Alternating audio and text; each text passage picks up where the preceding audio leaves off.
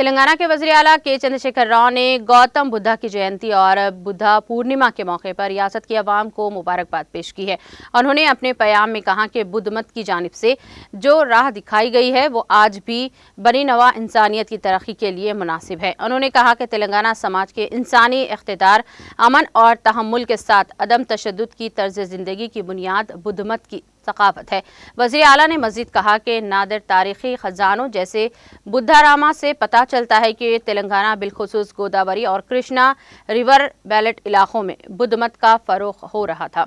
ये कहते हुए कि नागार्जुना सागर में बुद्ध वनम प्रोजेक्ट तेज़ी के साथ एक बैनुल-अक़वामी मरकज़ के तौर पर उभर रहा है।